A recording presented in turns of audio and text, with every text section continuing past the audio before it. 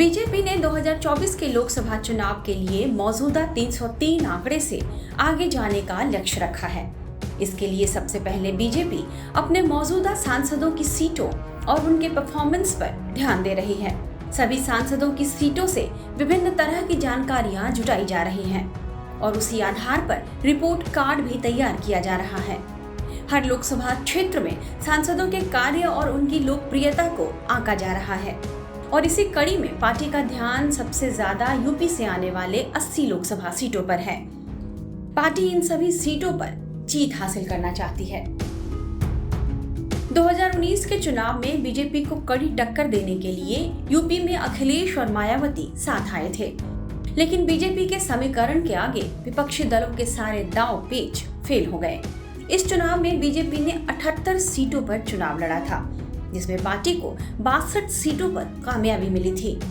लिहाजा इस बार यूपी की सभी लोकसभा सीटें जीतने के लिए पार्टी ने एड़ी चोटी का जोर लगा दिया है और इसी सिलसिले में यूपी के सांसदों के परफॉर्मेंस को भी देखा जा रहा है।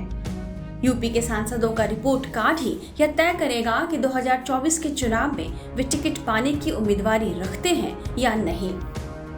मीडिया रिपोर्ट्स के मुताबिक यूपी के सभी सांसदों से उनके परफॉर्मेंस की रिपोर्ट कार्ड मांगी गई है। सांसदों को 2 पन्नों के नोट्स के साथ 3 फॉर्म भेजा गया है। इन फॉर्म्स को भरकर सांसदों को प्रदेश कार्यालय या दिल्ली के मुख्यालय में जमा कराना है। फॉर्म में सांसदों से संसदीय क्षेत्र में बिताए गए समय, उनके कार्य और उपलब्धियों की जानकारी मांगी गई है।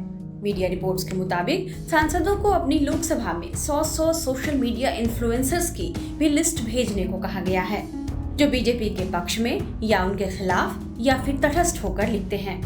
सांसदों से उनके लोकसभा क्षेत्र में 1000 विशिष्ट लोगों की लिस्ट भी मांगी गई है। इनमें पद्म पुरस्कार विजेता, खिलाड़ी, शिक्षक, चिकित्सक और शहीद परिवार के लोग शामिल हैं। साथ ही सांसदों से महाजनसंपर्क अभियान के बारे में भी पूछा गया है, जो 30 मई से 30 जून तक चल रहा है। सांसदों से पूछा जा रहा है कि वे जनसंपर्क के लिए कितने लोगों से मिले हैं, वे कितने घरों में गए हैं। पार्टी ने सांसदों को यह भी बताने को कहा है कि उन्होंने अपने इलाके में कितने सम्मेलन किए हैं और उसमें कितने लोगों ने भाग लिया था। दरअसल इन जानकारियों के जरिए पार्टी लीडरशिप यह जानना चाहती है कि चुनाव जीतने के बाद सांसद अपने क्षेत्र में कितना वक्त बिताते हैं और उस क्षेत्र पर उनका कितना असर है।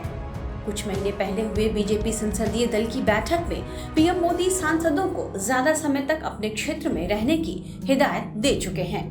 यानी पीएम ने तभी अपने सांसदों को इस बात का संकेत दे दिया था कि यदि ऐसा नहीं किया तो इसका खामियाजा भुगतना पड़ सकता है। मीडिया रिपोर्ट्स में ये कहा जा रहा है कि जिन सांसदों की रिपोर्ट अच्छी नहीं होगी, उनका टिकट काटा जा सकता है। यानी चुनाव जीतने के बाद अपने संसदीय सीट से दूरी बनाना सांसदों के लिए भारी पड़ने वाला है। वहीं कई नए चेहरे को भी चुनाव में मौका दिए जाने की तैयारी हो रही है। पार्टी यूपी के हारी हुई सीटों के लिए भी रणनीति बना रही है और बहरहाल पार्टी में मंथन का दौर भी जारी है। टाइम्स नाउ नवभारत डिजिटल की रिपोर्ट।